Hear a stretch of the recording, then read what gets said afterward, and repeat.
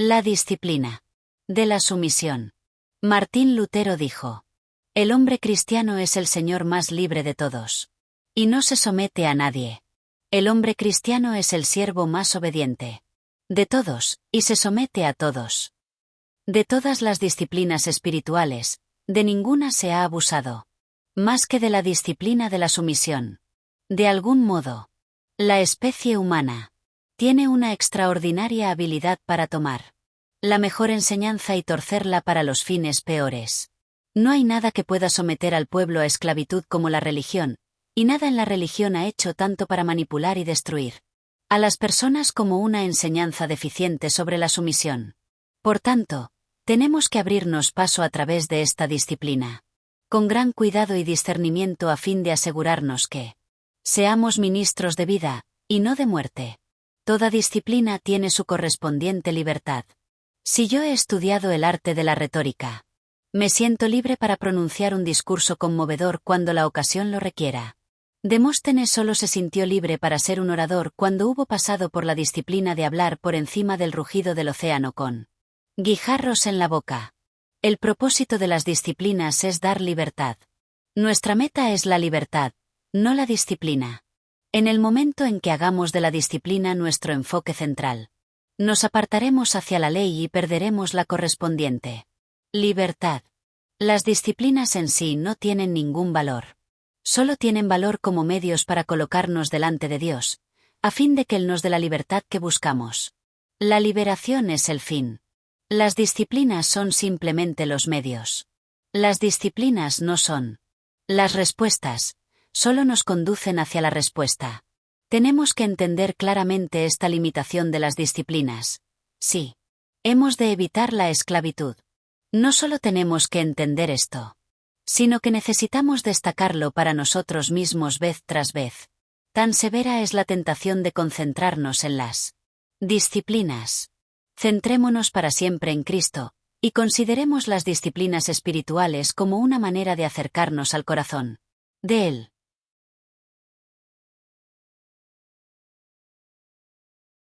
La libertad que se halla en la sumisión. Dije que toda disciplina tiene su correspondiente libertad. ¿Qué libertad le corresponde a la sumisión? La capacidad para descargar la terrible carga de siempre tener que obtener lo que queremos. La obsesión de exigir que las cosas se hagan de la manera como las queremos es una de las mayores esclavitudes de la sociedad humana hoy. Hay personas que pasarían semanas, meses y aún años en una perpetua agitación mental por el hecho de que alguna cosita no salió como querían. Se incomodarían. Y se irritarían. Se disgustarían por ello. Actuarían como si su misma vida dependiera de ese asunto. Incluso, pudiera producírseles una úlcera por esa causa. En la disciplina de la sumisión quedamos libre de dejar el asunto para olvidarlo. Francamente, la mayoría de las cosas en la vida no son tan importantes como pensamos. Nuestra vida no se acabará si no sucede esto o aquello. Si observaras estas cosas, verías, por ejemplo, que en casi todas las iglesias hay discusiones y se produce la división por el hecho de que las personas no tienen la libertad de rendirse la una a la otra. Insistimos en que lo que está en juego es un asunto crítico, en que estamos luchando por un principio sagrado. Tal vez eso sea cierto. Generalmente no lo es. Con frecuencia no podemos soportar el hecho de rendirnos simplemente porque eso significaría que no logramos que las cosas se hagan a nuestra manera. Solo la sumisión nos capacita para llevar ese espíritu al punto en que ya no nos domina. Solo la sumisión puede liberarnos suficientemente hasta el punto de capacitarnos para distinguir entre los asuntos genuinos y la terquedad. Si solo llegáramos a comprender que la mayoría de las cosas de la vida no son asuntos fundamentales, entonces podríamos tomarlas con moderación. Descubrimos que no son grandes cosas. Frecuentemente decimos, bueno, a mí no me importa. Cuando lo que realmente queremos dar a entender, y lo que les comunicamos a los demás, es que nos importa mucho. Aquí es precisamente donde cuadra la disciplina del silencio tan bien como todas las demás disciplinas. Por lo general, la mejor manera de manejar la mayoría de las cosas con sumisión consiste En no decir nada. Hay la necesidad de un espíritu de gracia que lo abarque todo, más que cualquier clase de palabras o de acción. Cuando así lo hacemos, libramos a otros y nos liberamos nosotros mismos. La enseñanza bíblica sobre la sumisión se centra primariamente en el espíritu con el cual vemos a las demás personas. La Escritura no intenta establecer una serie de relaciones jerárquicas, sino comunicarnos una actitud interna de mutua subordinación. Pedro, por ejemplo, exhortó a los esclavos de su época para que estuvieran sujetos a sus amos. Primera de Pedro 2, versículo 18. Este consejo parece innecesario mientras no comprendamos que es muy posible obedecer al amo sin estar con un espíritu de sujeción a él. Externamente podemos hacer lo que las personas nos pidan, e internamente estar en rebelión contra ellas. Ese interés por un espíritu de consideración hacia los demás impregna todo el Nuevo Testamento. El Antiguo Pacto estipulaba que no debemos matar. Jesús, sin embargo, destacó el hecho de que el asunto real era el espíritu interno de matar con el cual vemos a las personas. Lo mismo ocurre con el asunto de la sumisión. El asunto real es el espíritu de consideración y deferencia que tengamos cuando estamos con los demás. Con la sumisión quedamos al fin libres para evaluar a otras personas. Sus sueños y planes se vuelven importantes para nosotros. Hemos entrado en una libertad nueva, maravillosa y gloriosa, la libertad de renunciar a nuestros propios derechos por el bien de los demás. Por primera vez podemos amar a las personas incondicionalmente. Hemos renunciado al derecho de que ellas nos devuelvan el amor. Ya no sentimos que tenemos que ser tratados de cierta manera. Podemos regocijarnos por el éxito de ellas. Sentimos tristeza genuina cuando fracasan. El hecho de que nuestros planes se frustren es algo que tiene pequeñas consecuencias, con tal que los planes de ellos tengan éxito. Descubrimos que es mucho mejor servir a nuestro prójimo que lograr que se haga nuestro capricho. ¿Has experimentado la liberación de renunciar a tus propios derechos? Eso significa que quedas libre de esa ardiente ira y de esa amargura que sientes cuando alguien no actúa hacia ti como tú piensas que debiera actuar. Significa que al fin podrás romper esa ley ominosa del comercio que dice: tú me rascas la espalda, y yo te rasco la tuya. Tú me revientas la nariz, y yo te reviento la tuya. Eso significa que tienes libertad para obedecer el mandamiento de Jesús: amad a vuestros enemigos y orad por los que os ultrajan y os persiguen. Mateo 5, versículo 44. Significa que por primera vez entendemos que es posible renunciar al derecho de venganza. A cualquiera que te hiera en la mejilla derecha, vuélvela también la otra. Mateo 5, versículo 39. Una piedra de toque. Como tal vez lo habrás notado, he entrado en el tema de la sumisión por la puerta de atrás. Comencé explicando lo que hace a favor de nosotros antes de definir lo que es. Eso lo he hecho con un propósito. La mayoría hemos estado expuestos a una forma tan mutilada de sumisión bíblica que hemos abrazado, la hemos deformado, la hemos rechazado por completo. La disciplina. Hacer lo primero conduce al aborrecimiento de uno mismo. Hacer lo último conduce a la arrogancia. Antes de agarrarnos de los cuernos de este dilema, consideremos una tercera alternativa. La piedra de toque para el entendimiento bíblico de la sumisión es Marcos 8, versículo 34. Y llamando a la gente y a sus discípulos, les dijo: si alguno quiere venir en pos de mí, niéguese a sí mismo y tome su cruz, y sígame. Casi instintivamente retrocedemos de estas palabras. Nos sentimos mucho más cómodos con expresiones como satisfacción personal y realización personal que con pensamientos como el renunciamiento. En realidad, la enseñanza de Jesús sobre el renunciamiento es lo único que genuinamente puede traer la satisfacción personal y la realización personal. La negación de uno mismo evoca en nuestras mentes toda clase de imágenes de servilismo y de aborrecimiento de nosotros mismos. Nos imaginamos que muy ciertamente significa el rechazamiento de la individualidad y probablemente conduzca a diversas formas de mortificación de nosotros mismos. Por el contrario, Jesús nos llamó a negarnos a nosotros mismos, sin que nos aborrezcamos. La negación de uno mismo es un modo sencillo de llegar a entender que no tiene que hacerse lo que a nosotros nos agrada. Nuestra felicidad no depende de lograr lo que queremos. El hecho de negarnos a nosotros mismos no significa la pérdida de nuestra identidad como suponen algunos. Sin nuestra identidad, ni siquiera pudiéramos estar sujetos unos a otros. ¿Perdió Jesús su identidad cuando afirmó su rostro para ir al Gólgota? ¿Perdió Pablo su identidad cuando se dedicó a aquel que le dijo: «Porque yo le mostraré cuánto le es necesario padecer por mi nombre»? Hechos 9, versículo 16. Por supuesto que no. Sabemos que lo que ocurrió fue lo contrario. Ellos hallaron su identidad en el acto de renunciamiento. Negarnos a nosotros mismos no es lo mismo que despreciarnos a nosotros mismos. El hecho de despreciarnos a nosotros mismos es afirmar que no tenemos valor alguno, y aun si lo tuviéramos, lo rechazaríamos.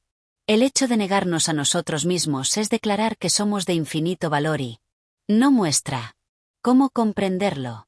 El desprecio de nosotros mismos niega la bondad de la creación, la negación de nosotros mismos. Afirma que en realidad es buena. Jesús declaró que la capacidad para amarnos a nosotros mismos es el requisito previo para extendernos a los demás. Mateo 22, versículo 39. Amarse a uno mismo y negarse a uno mismo no son acciones conflictivas. Jesús dijo claramente más de una vez que la negación de nosotros mismos es solo una manera segura de amarnos a nosotros mismos. El que haya su vida, la perderá, y el que pierde su vida por causa de mí, la hallará. Mateo 10, versículo 39. De nuevo tenemos que destacar para nosotros mismos que el renunciamiento significa la libertad para dar lugar a otros. Significa poner los intereses de los demás por encima de los propios. En este sentido, la negación de nosotros mismos nos libra de la autoconmiseración. Cuando vivimos fuera de la negación de nosotros mismos, demandamos que las cosas se hagan a nuestra manera. Cuando no se hacen así, revertimos a la autoconmiseración. Pobre de mí. Externamente podemos someternos, pero lo hacemos con un espíritu de mártires. Este espíritu de compadecerse de uno mismo, de martirio, es una señal de que la disciplina de la sumisión se ha echado a perder. Esa es la razón por la cual el renunciamiento es la base de esta disciplina. Nos salva de la autoconmiseración. A las personas modernas les parece sumamente difícil leer a los grandes maestros de las devociones por cuanto ellos usan abundantemente el lenguaje del renunciamiento. Para nosotros, es difícil estar accesibles a las siguientes palabras de Tomás de Kempis: no tener opinión de nosotros mismos, y pensar siempre bien y altamente de los demás, es gran sabiduría y perfección. Luchamos cuando leemos las palabras de Jesús: si alguno quiere venir en pos de mí, niéguese a sí mismo, y tome su cruz, y sígame. Marcos 8, versículo 34. Todo esto se debe a que no hemos entendido la enseñanza de Jesús en el sentido de que el camino para la satisfacción de uno mismo pasa por la negación de uno mismo. Salvar la vida es perderla por causa de Cristo es salvarla. Marcos 8, versículo 35. George Matheson introdujo en los himnos de la Iglesia esta maravillosa paradoja de la satisfacción por medio de la negación de uno mismo. Cautívame, Señor, y entonces seré libre. Oblígame a entregar la espada, y seré vencedor. Yo decaigo con las alarmas de la vida. Cuando estoy por mi cuenta, aprisióname entre tus brazos, y fuerte será mi mano. Tal vez la atmósfera ya se ha aclarado lo suficiente para que podamos echar una mirada al renunciamiento como la liberación que realmente es. Tenemos que estar convencidos de esto. Porque, como ya se dijo, la negación de nosotros mismos es la Piedra de toque para la disciplina. De la sumisión. La sumisión revolucionaria tal como la enseñó Jesús. Este término y varias de las ideas se los debo a John Howard Jr. Su libro, Las políticas de Jesús, contiene un excelente capítulo sobre la subordinación revolucionaria. La enseñanza social más radical de Jesús fue la total reversión que hizo de la idea contemporánea de grandeza. El liderato se halla en llegar uno a ser siervo de todos. El poder se descubre en la sumisión. El símbolo supremo de esta radical servidumbre es la cruz. Jesús se humilló a sí mismo, haciéndose obediente hasta la muerte, y muerte de cruz. Filipenses 2, versículo 8. Pero notemos esto. Cristo no solo padeció una muerte de cruz, Él llevó una vida de cruz. El camino de la cruz, el camino de un siervo sufrido fue esencial en su ministerio. Jesús practicó la vida de cruz en la sumisión a los seres humanos semejantes a Él. Él fue siervo de todos. Él rechazó de plano los títulos culturales que se daban al que estaba en posición de poder cuando dijo, no queráis que os llamen rabí, ni seáis llamados maestros. Mateo 23, versículos 8 al 10. Jesús hizo añicos las costumbres de su tiempo al practicar la vida de cruz, al tomar en serio a las mujeres y al estar dispuesto a encontrarse con los niños. Practicó la vida de cruz cuando tomó la toalla y les lavó los pies a sus discípulos. Este Jesús, quien fácilmente hubiera podido pedir una legión de ángeles para que acudieran a su defensa, prefirió la muerte en la cruz del Calvario. La vida de Jesús fue una vida de cruz, de sumisión y servicio. La muerte de Jesús fue una muerte de cruz para vencer por medio del sufrimiento. Es imposible exagerar el carácter revolucionario de la vida de Jesús y de su enseñanza sobre este punto. Eso abolió el reclamo de una posición y una condición de privilegio. Eso creó un nuevo orden de liderato. La vida de cruz de Jesús socavó todos los órdenes sociales basados en el poder y en el interés propio *. Como ya lo dije, Jesús llamó a sus seguidores a una vida de cruz. Si alguno quiere venir en pos de mí, niéguese a sí mismo, y tome su cruz, y sígame. Marcos 8, versículo 34. Jesús dijo claramente a sus discípulos, si alguno quiere ser el primero, será el postrero de todos, y el servidor de todos. Marcos 9, versículo 35. Cuando Jesús inmortalizó el principio de la vida de cruz al lavar los pies a sus discípulos, agregó, porque ejemplo os he dado, para que como yo os he hecho, vosotros también hagáis. Juan 13, versículo 15. La vida de cruz es la vida de la sumisión voluntaria. La vida de cruz es la vida que libremente acepta la servidumbre. La subordinación revolucionaria tal como se enseña en las epístolas del Nuevo Testamento. El ejemplo de Jesús y su llamamiento a seguir el camino de la cruz en todas las formas de la vida humana constituyen la base de la enseñanza de las epístolas del Nuevo Testamento. Sobre la sumisión. El apóstol Pablo basa el imperativo, estimando cada uno a los demás como superiores a él mismo, en la sumisión y en el renunciamiento del Señor para nuestra salvación. Se despojó a sí mismo, tornando forma de siervo. Filipenses 2, versículos 4 al 7. El apóstol Pedro, en la mitad de sus instrucciones sobre la sujeción, apeló directamente al ejemplo de Jesús como la razón para la sujeción. Pues para esto fuisteis llamados, porque también Cristo padeció por nosotros, dejándonos ejemplo, para que sigáis sus pisadas. Quien cuando le maldecían, no respondía con maldición. Cuando padecía, no amenazaba, sino encomendaba la causa al que juzga justamente. Primera de Pedro 2, versículos 21 al 23. Como prefacio a la Austafel de Efesios. Este término fue acuñado por Martín Lutero, con el significado de tabla de la familia, por tanto, es una serie de normas para la familia cristiana. Austafel ha sido reconocida como una forma literaria particular, y se puede hallar en Efesios 5, versículo 21 y siguientes, Colosenses 3, versículo 18 y siguientes, Tito 2, versículo 4 y siguientes, y Primera de Pedro 2, versículo 18 y siguientes. En Efesios 5, versículo 21. Dice, someteos unos a otros en el temor de Dios. El llamado a los cristianos para que vivan la vida de cruz está arraigado en la vida de cruz del Señor mismo. La disciplina de la sumisión ha sido terriblemente mal interpretada. y se ha abusado de ella por falta de comprenderla. En este contexto más amplio, la sumisión es un tema ético que pasa por toda la gama del Nuevo Testamento. Es una postura obligatoria para todos los cristianos, tanto hombres como mujeres, tanto padres como hijos, tanto amos como esclavos.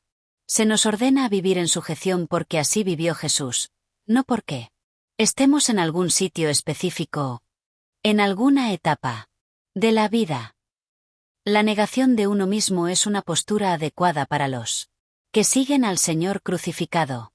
En todas partes de la Austayel, la única razón obligatoria para la sumisión es el ejemplo de Cristo. Esta razón fundamental de la sumisión es asombrosa cuando la comparamos con otros escritos del primer siglo. Hay en estos un constante llamado a la sumisión, por cuanto esa era la manera como los dioses habían creado las cosas. Era una etapa en la vida. Ni uno solo de los escritores del Nuevo Testamento se basa en eso para llamar a la sumisión. La enseñanza es revolucionaria. Ellos pasaron totalmente por alto todas las costumbres contemporáneas de clase superior y subordinada, y llamaron a todos a que cada uno estimara a los demás como superiores a él mismo. Filipenses 2, versículo 3.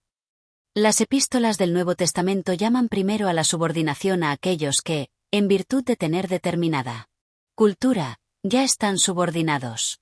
Casadas, estad sujetas a vuestros maridos. Hijos, obedeced a vuestros padres en todo. Siervos, obedeced en todo a vuestros amos terrenales. Colosenses 3, versículos 18 al 22 y pasajes paralelos. Lo revolucionario de esta enseñanza está en que se dirige a personas a quienes la cultura del primer siglo no les ofrecía ninguna clase de alternativa, como si fueran libres agentes morales. Pablo les concedió responsabilidad moral a aquellos que no tenían condición legal ni moral en su cultura. Él hace que decidan aquellas personas a quienes se les prohibía tomar decisiones. Es asombroso el hecho de que Pablo los llamó a la subordinación, puesto que ellos ya estaban subordinados en virtud del lugar que les había asignado la cultura del primer siglo. La única razón significativa de tal mandamiento fue el hecho de que, en virtud del mensaje del Evangelio, ellos habían llegado a considerarse libres de un estado de subordinación en la sociedad. El Evangelio había desafiado a todos los ciudadanos de segunda clase, y ellos lo sabían. Pablo insta a la subordinación voluntaria, no porque esa era su condición de vida, sino porque conviene en el Señor. Colosenses 3, versículo 18. Este rasgo de dirigir la enseñanza moral a los que estaban subordinados culturalmente es también un contraste radical en la literatura contemporánea de aquel tiempo. Los estoicos, por ejemplo, solo se dirigían a la persona del estrato social más elevado, y la animaban a hacer algo bueno, en esa posición superior que ya tenía. Pero Pablo habló primero a los individuos, a los cuales su cultura decía que no se debía dirigir, y los llamó a la vida de cruz de Jesús. Luego, las epístolas del Nuevo Testamento se vuelven al individuo culturalmente dominante de la relación, y también lo llaman a la vida de cruz de Jesús. El imperativo a la subordinación es recíproco. Maridos, amad a vuestras mujeres. Padres, no exasperéis a vuestros hijos. Amos, haced lo que es justo y recto con vuestros siervos. Colosenses 3, 19-4, 1 y pasajes paralelos. Muy ciertamente se objetará que el mandamiento que se dirige a la parte dominante no usa el lenguaje de la sumisión. Lo que no comprendemos es cuánta sumisión exigieron tales mandamientos a la parte dominante en aquel ambiente cultural. Si un esposo, un padre o un amo del primer siglo obedecía este mandamiento de Pablo, eso hubiera producido una diferencia conmovedora en su conducta. La esposa, el hijo y el esclavo del primer siglo no hubieran tenido que cambiar ni un ápice para poner en práctica el mandamiento de Pablo. Si sobre alguno caía el aguijón de tal enseñanza, era sobre el individuo dominante. Además, necesitamos comprender que los imperativos dirigidos a los esposos, a los padres y a los amos constituyen otra forma de renunciamiento. Simplemente, son otro conjunto de palabras que comunican la misma realidad, es decir, que podemos estar libres de la necesidad de que las cosas se hagan a nuestra manera. Si un esposo ama a su esposa, tendrá en consideración las necesidades de ella. Estará dispuesto a rendirse a ella, a someterse a ella. Queda libre para considerarla a ella como superior a sí mismo. Puede ver las necesidades de sus hijos y considerarlos a ellos como superiores a sí mismo. Filipenses 2. 3. En Efesios, Pablo exhortó a los esclavos a vivir con un espíritu de gozo y a servir con voluntad y disposición a sus amos. Luego exhortó a los amos. Y vosotros, amos, haced con ellos lo mismo. Efesios 6. 9. Tal pensamiento era increíble para los oídos del primer siglo. Se pensaba que los esclavos eran bienes de propiedad, no seres humanos. Sin embargo, Pablo aconsejó con autoridad divina que los amos tuvieran en cuenta las necesidades de sus esclavos. Tal vez la ilustración más perfecta de la subordinación voluntaria sea la pequeña epístola que Pablo le envió a Filemón. Onésimo, un esclavo de Filemón y que se había escapado, se convirtió a Cristo. Voluntariamente iba de regreso a casa de Filemón, como parte de lo que para él significó ser discípulo de Cristo. Pablo instó a Filemón a que recibiera a Onésimo, no ya como esclavo, sino como más que esclavo, como hermano. Amado, Filemón 16. John Youder observa, esto equivale a decir que Pablo dio instrucciones a Filemón, con aquella clase de instrucción no coercitiva que es adecuada para un hermano cristiano, con el fin de que pusiera en libertad a Onésimo. Onésimo había de manifestar su subordinación a Filemón, regresando. Filemón debía manifestar su subordinación a Onésimo, poniéndolo en libertad. Los dos debían estar mutuamente subordinados por amor a Cristo. Efesios 5 y 21. Las epístolas del Nuevo Testamento no consagraron las estructuras jerárquicas sociales que existían. Al universalizar el mandamiento a la subordinación, hicieron que tales estructuras se volvieran relativas, y las socavaron. Las epístolas llamaban a los cristianos a vivir como ciudadanos de un nuevo orden, y el rasgo más fundamental de este nuevo orden es la subordinación universal. Los límites de la sumisión. Los límites de la disciplina de la sumisión están en los puntos en que se vuelve destructiva.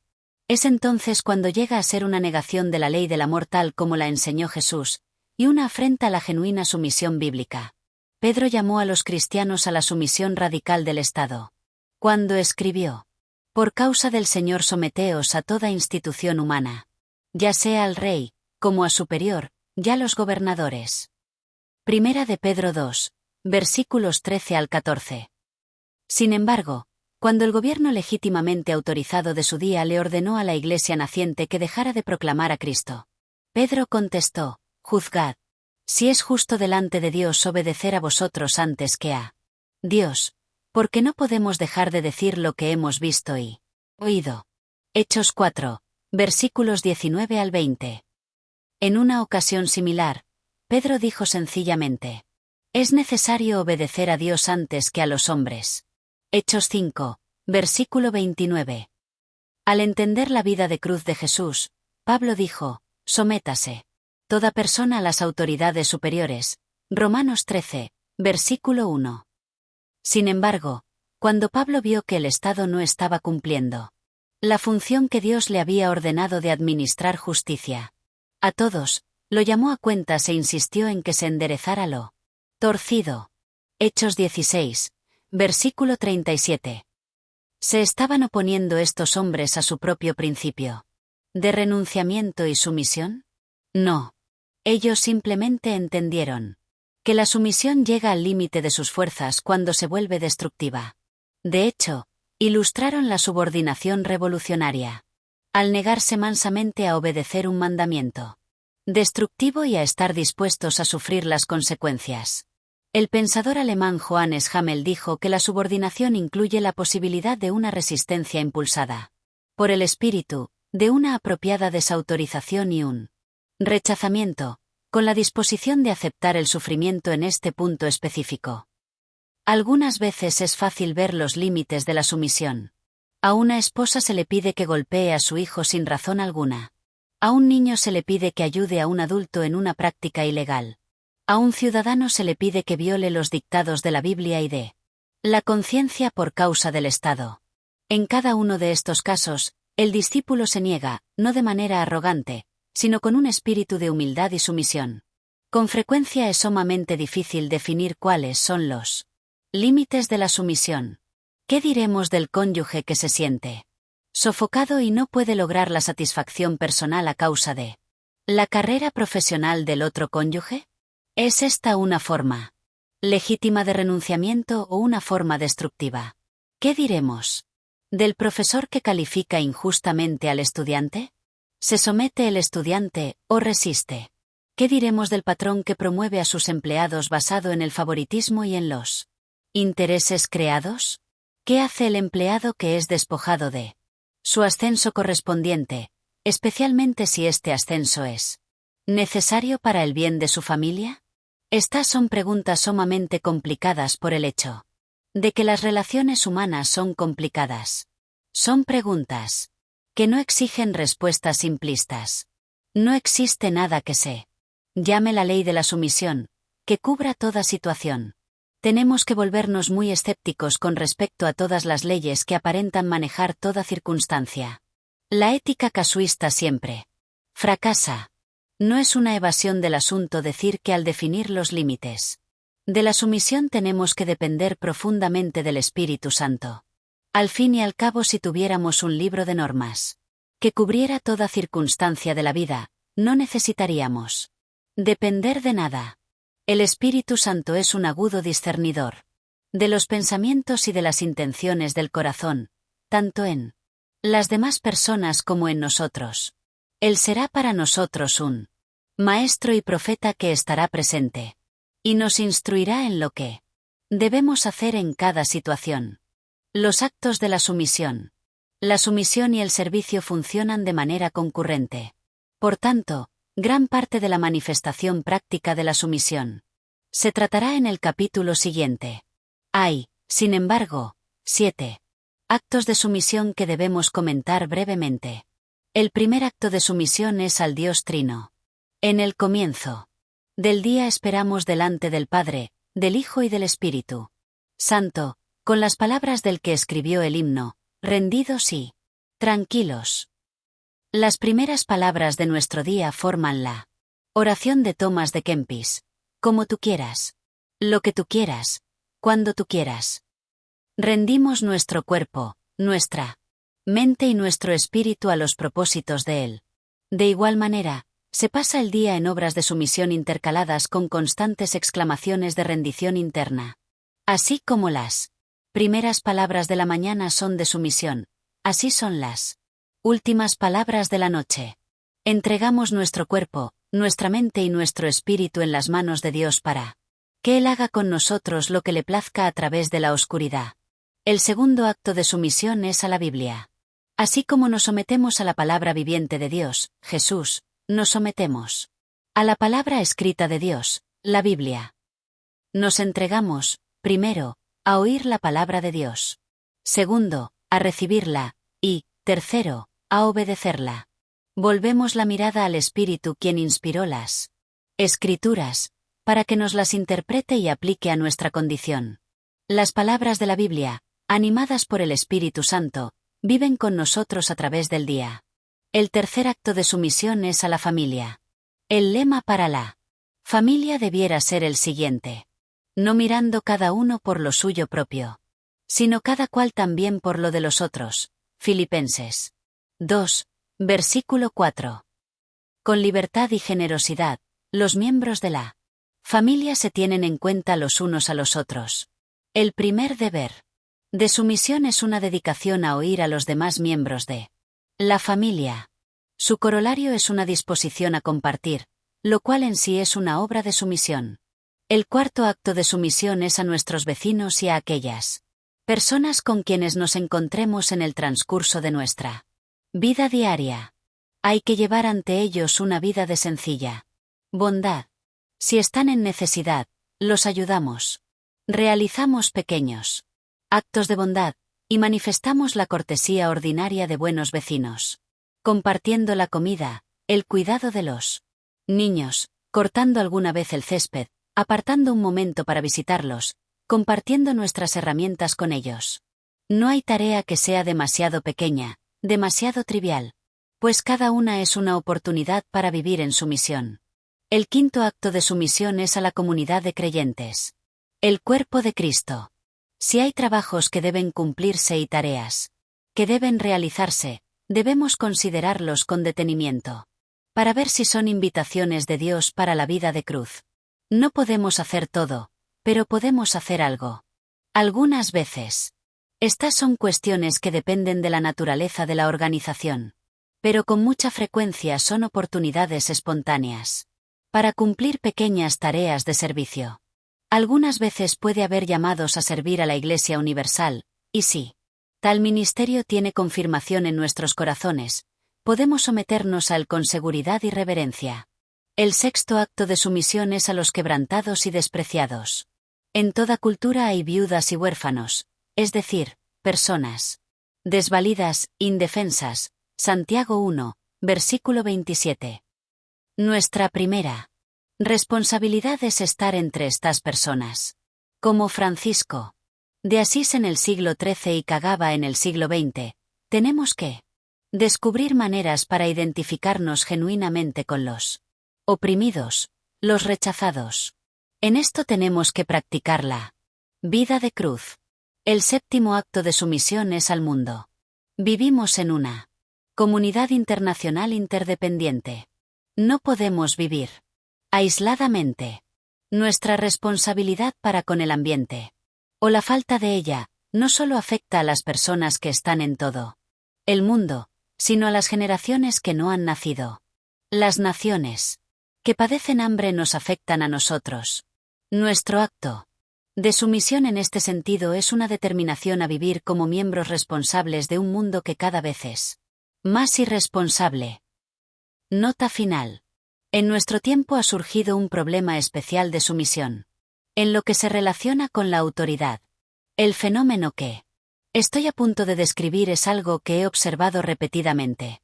Cuando las personas comienzan a moverse hacia el mundo espiritual, ven que Jesús enseña un concepto de autoridad que va completamente contra el pensamiento de los sistemas del mundo. Llegan a percibir que esa autoridad no reside en las posiciones, ni en los grados, ni en los títulos, ni en las posesiones, ni en ningún símbolo externo. El método de Cristo va en una dirección completamente distinta. Es el método de la autoridad espiritual. Dios es quien establece y sostiene la autoridad espiritual. Las instituciones humanas pueden reconocer esta autoridad o no. Eso no establece ninguna diferencia. La persona que tiene autoridad espiritual puede tener una posición externa de autoridad, o puede no tenerla. Esto tampoco establece ninguna diferencia. La autoridad espiritual se caracteriza por la compasión y el poder. Los que andan en el espíritu pueden identificarla inmediatamente. Saben, sin ningún tipo de duda, que la sumisión se debe a la palabra que se ha dado con autoridad espiritual. Pero la dificultad está en lo siguiente. ¿Qué diremos de las personas que están en posiciones de autoridad y que no poseen autoridad espiritual? Puesto que Jesús dijo claramente que la posición no concede autoridad, ¿debe obedecerse a esta persona?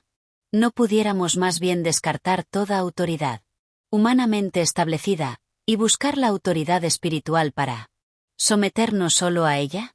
Este es el tipo de preguntas que hacen las personas que sinceramente quieren andar en el camino del Espíritu. Son preguntas legítimas y merecen una cuidadosa respuesta. La respuesta no es simple, pero tampoco es imposible. La sumisión revolucionaria nos ordenaría vivir en sumisión a la autoridad humana hasta el punto en que ésta se vuelva destructiva. Tanto Pedro como Pablo llamaron a obedecer al Estado pagano, pues entendieron el gran bien que producía esta institución humana. He descubierto que las autoridades humanas tienen a menudo mucha sabiduría que nosotros descuidamos, con lo cual nos ponemos en peligro.